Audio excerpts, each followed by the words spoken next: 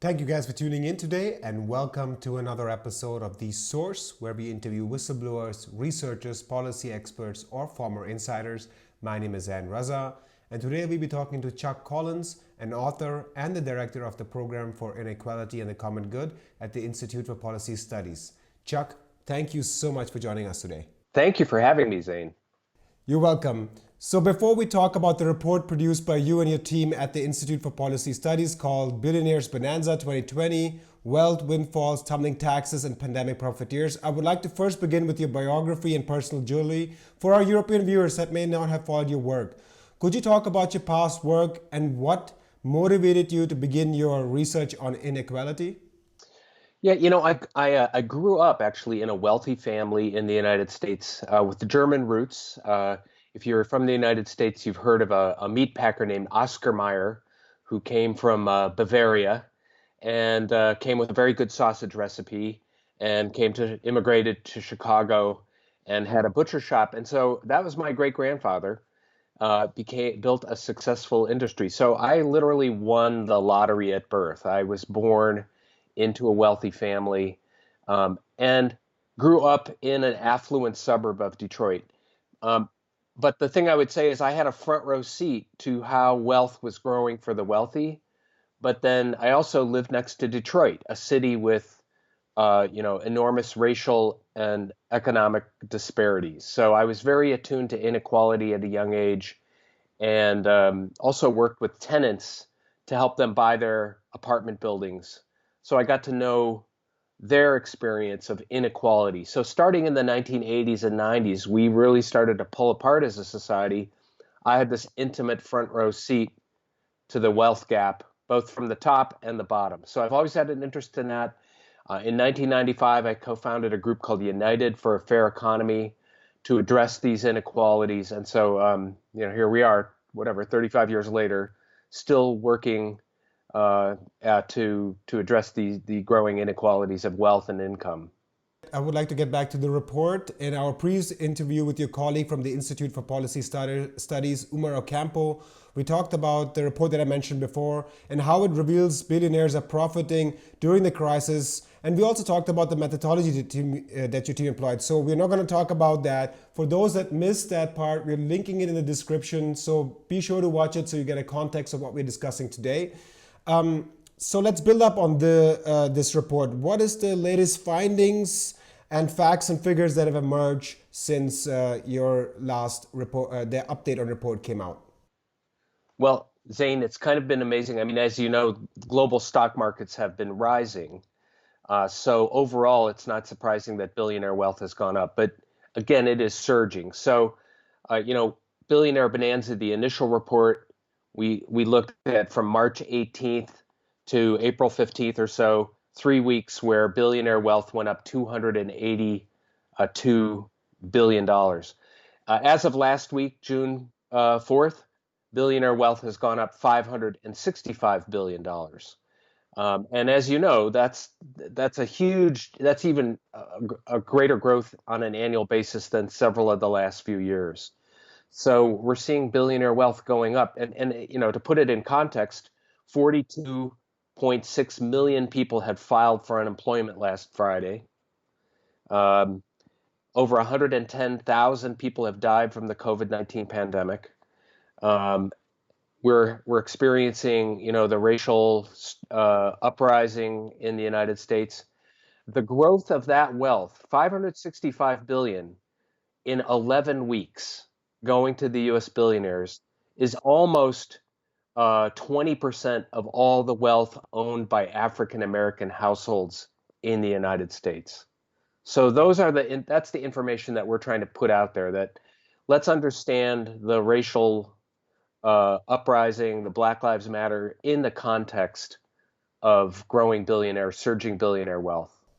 I want to pick up on that. For example, when I was going to high school or even went to college, And I think that's how most people feel. There was sort of this perception that the financial economy is part of the real economy. You buy shares, you contribute into the economy, into the business, and the business is able to invest and improve jobs, and then productivity increases and taxes are paid, and you have social programs.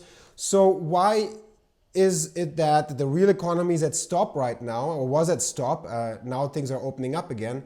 But still, the financial sector was making money. What's this disconnect here? And did I learn something wrong in school? I think that I had the same schooling myself, and mistake the stock market for the real economy. And I think what we're seeing is how delinked they are. So you can have a real economy where half the population is experiencing incredible upheaval, job losses, declining savings, and the stock market continues to go up. I think a couple things there. One is I think the stock market and Wall Street and the global stock markets are all focused on looking forward and making bets on what's going to happen. So every little bit of good news, maybe there's a vaccine discovery, maybe unemployment filings overall are going down in some places. Maybe the curve is bending a bit, fewer people are dying. All those unleash the betting impulse on Wall Street to gamble that future stocks will continue to go up. And the other thing to just realize is in the United States, only 14% of the population actually directly owns stock. Many more have maybe some interest in the stock market in their retirement fund. But for the most part, it's really the top 15% that has, and the higher up you go, the more concentrated stock ownership is. So the top 1% has, close to 60% of the financial assets, in the U.S. economy now at this point. It's getting more and more concentrated. So it really is an indicator of how the very wealthy are doing, not how the rest of society is doing. Another thing I want to pick up on what you mentioned, racism and the economic underlying conditions. I was at the Black Lives Matter protest covering it there. I did not hear from the organizers any mention of the economic things that are happening that may be creating the conditions. Even on the German mainstream media, which reported on these demonstrations, there was no connection made. Is it that economics and the way people are treated in an economic system contributes to xenophobia, or do you think this is an isolated thing that we should just focus on the race question in terms of skin color and there's discrimination happening just based on that? Well, it's a really good question. I think that, the immediate Black Lives Matter response is obviously to policing, but I think there's an undercurrent. There's a reason why people are coming out of their homes right now, and that is because of the racial disparities in the COVID-19 experience, right? We know that there's still a lot of data that still hasn't come out yet, but we know that African Americans are dying at a rate almost twice white households, that the workers who are most vulnerable and are forced to work become frontline workers against their health interests sometimes are people of color. So the color of COVID-19 is really skewed. And I think that has added to the anger. And then behind that are what I would say is white supremacy is kind of the pre-existing condition here. The racial wealth and income disparities are what contributed to the fragility and vulnerability that a lot of people are experiencing that's leading to death. Bad income inequality and wealth inequality leads to poor health outcomes, leads to poor health access. And so again, it's not surprising that people of color are dying at higher rates because their rates of diabetes and poor access to healthcare are part of that. So I see it all connected. I see that the immediate rebellion is response to the experience people have in their neighborhoods of how policing is an occupying force and a dangerous force.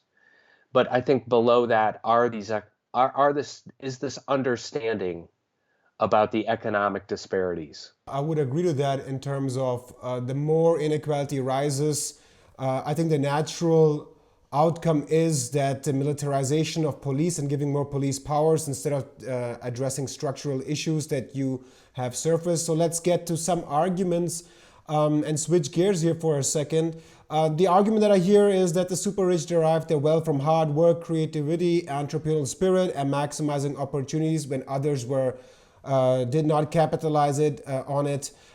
They create value for society, which then provides employment, is taxed to provide social services. You've done a great deal of research on inequality, taxes, and all of that, and even co-authored a book with Bill Gates Sr., father of Bill Gates, called Wealth in Our Common Wealth. What do you make of this argument? Is there truth to it, or is it totally the opposite, or how should we view it? Well, I would say what you're describing is the story, the narrative that is used to justify inequality. And of course, like a lot of stories, there's a little kernel of truth, which is what each of us do does matter. You know, whether I slept in this morning or whether I got up to talk to you, it matters. You know, individual effort is part of, but in our society, if we just sort of use that simplistic story to explain structural inequalities of race and wealth, we really miss most of the picture. So a lot of wealthy, affluent people will say, yeah, it's all about me. I did it. I built this wealth alone. They will ignore the web of public investments, of other people's work, and of structural racism and inequality that contributed to their wealth and advantage. So I think it's more accurate to challenge those stories and say, look, no one creates that wealth alone. Jeff Bezos didn't create, $160 billion of wealth alone. That's because there's a society. That's because there's a marketplace. That's because there are other workers. There's a platform of technologies that have been built by lots of other people that have contributed to that wealth. So I think we have to challenge that great man theory of wealth creation, or the mythology that people are where they deserve to be based on their effort. I think that's and when it comes to race and the racial wealth divide, we can look at 400 years of history and slavery and Jim Crow and other things that have kept people of color from building wealth and assets, while white people have propelled forward.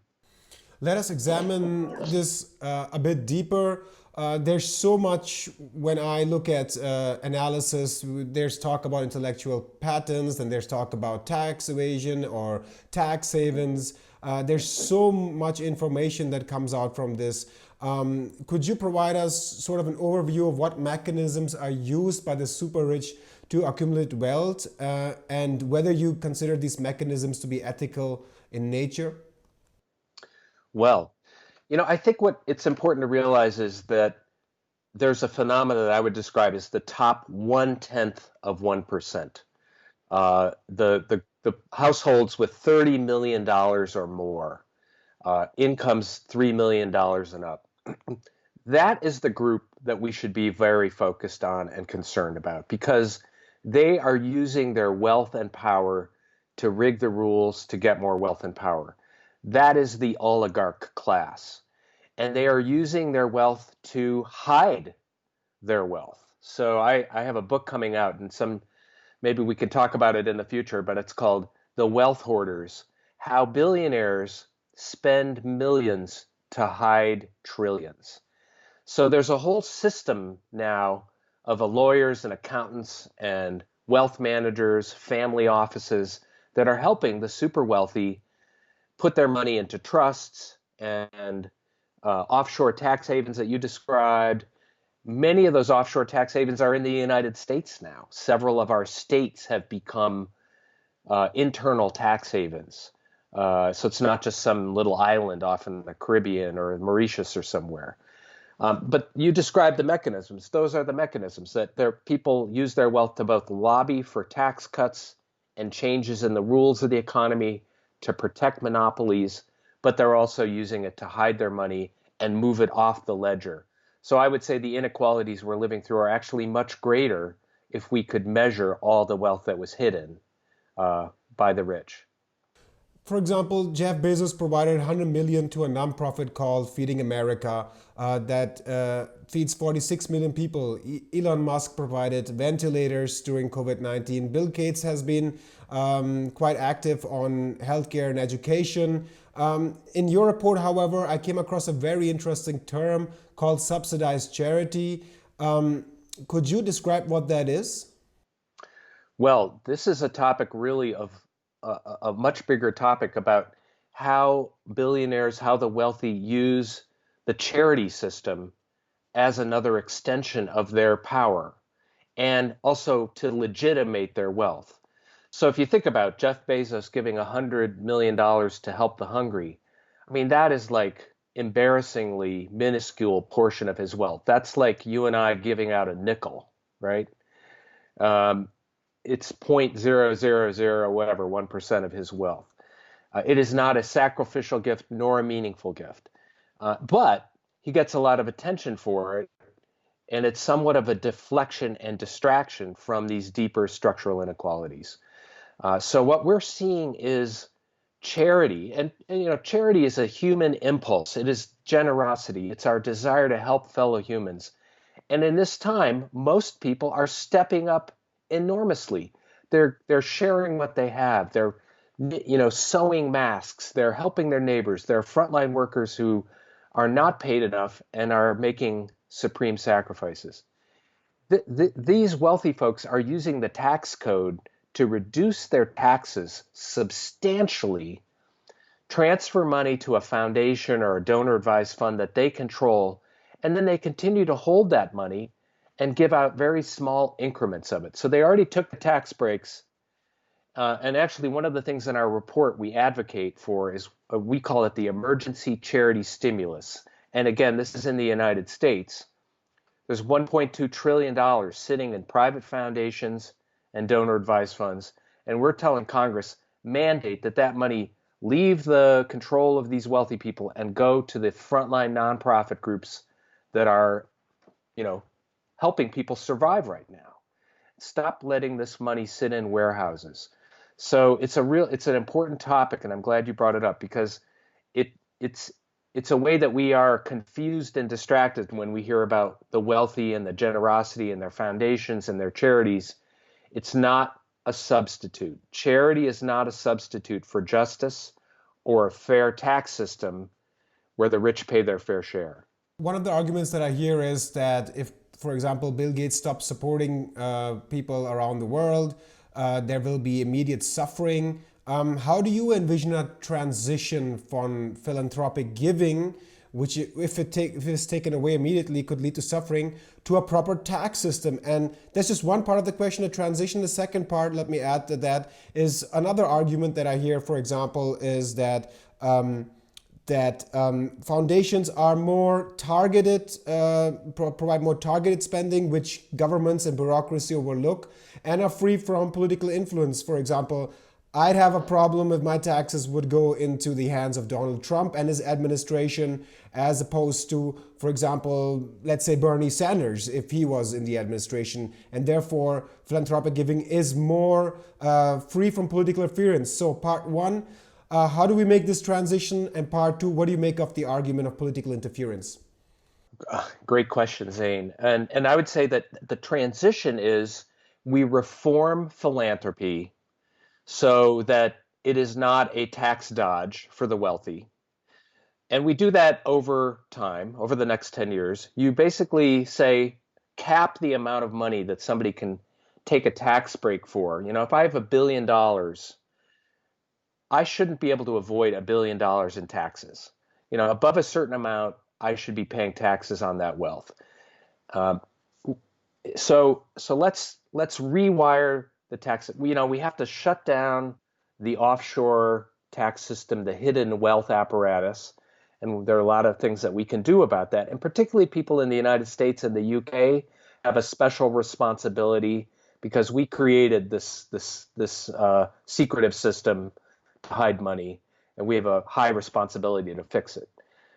We need to restore the progressivity of the tax system so that the wealthy start to pay their fair share of taxes, and we reform charity. And then the second part of what you said is very important. And this is kind of an interesting U.S., Germany question. A lot of my friends from Germany come out to the United States and they go, this soup kitchen is run by a religious group or not a neighborhood group. Shouldn't the government be doing this? And they're right that many of the services that address poverty and inequality should be government functions in the United States, should be paid for by tax dollars. But there is a thing that I like about the independent nonprofit sector, which is it is independent. It is outside the control of government. It is outside the corporate sphere.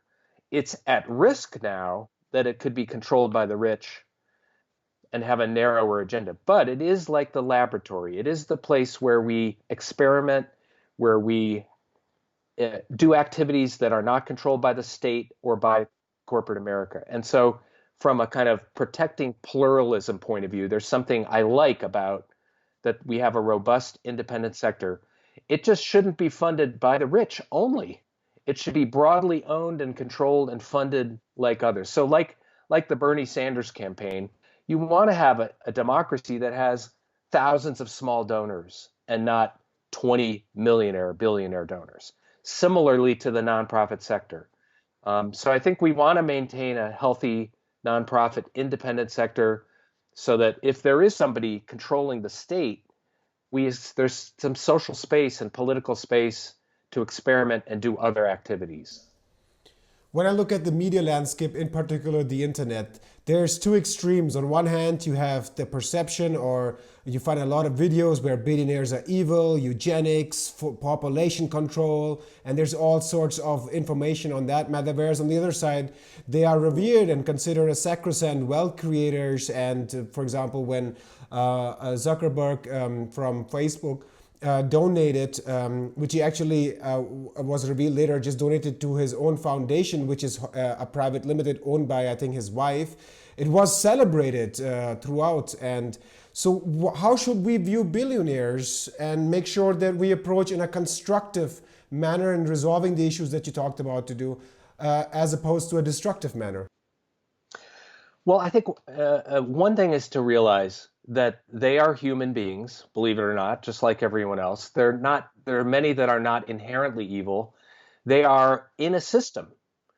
Just like you and I are part of the same system, they are the beneficiaries of an updraft of wealth that flows to them. And they have a lot of responsibility. They have enormous responsibility for how they use their wealth and power. But I would say we should approach billionaire activities with great skepticism, and also we should be saying we need to bring in democratic controls back over this concentration of wealth. So, we had a very powerful conversation when Bernie Sanders was running for president. Should billionaires exist?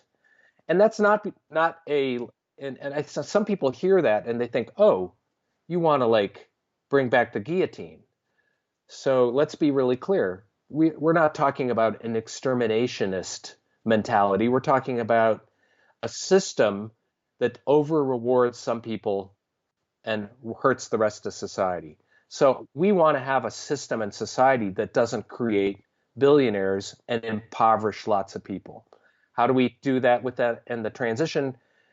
We ask billionaires to engage, to re-engage in society, to bring their money back to the real economy, to share their wealth and move it out of their control, to give up private control over their philanthropic wealth and bring more decision makers into that process so that it's not just a one rich man's fantasy of how their money is distributed. Democratic controls over private philanthropy and the like. Those are just examples that I think we hit a dead end when we just think all billionaires are evil and it's more just understanding that they're individuals in a system. We need to change the rules of the system so wealth doesn't flow to so few people. To my last question, what is the role of the fourth estate in all of this? And do you think that the fourth estate, let's put the corporate media in this as well, are doing a good enough job in shedding light on inequality? Well, I think, in the last 20 years, the fourth estate has not done a good job, has not helped us understand the powerful forces that were pulling us apart. Now is an opportunity. The pandemic, the COVID-19 pandemic, is an opportunity to understand how inequality is our pre-existing condition, how differently this could have been handled if we were in a more equitable, equal society. And so if the media hasn't woken up yet, this is the moment. We need all levels of media, including the corporate media. And it is interesting to see, I'm seeing more conversations along these lines. They were happening thanks to the candidacy of Bernie Sanders, thanks to the Occupy movement and the Black Lives Matter movement. People are talking about inequality. That will no doubt continue. And if you think back, Zane, before, after the Great Recession of 2008, 2009, we had both a right-wing populist movement, the Tea Party movement emerged, but we also had progressive populist Occupy and a greater understanding of inequality. And I think we will be in a similar moment. We are now. It's unfolding in real time. And the media is going to be very important in telling the stories, connecting the dots, having the conversation you and I just had. What's the role of philanthropy? What is the role of billionaires? What is the role of tax policy? Those are all the key conversations that I think have been under engaged and now are coming to the fore. So I appreciate you as part of that media pushing the edge of these conversations. That's exactly what we need to be doing right now. Chuck Collins, author and the director on the program on inequality and the common good.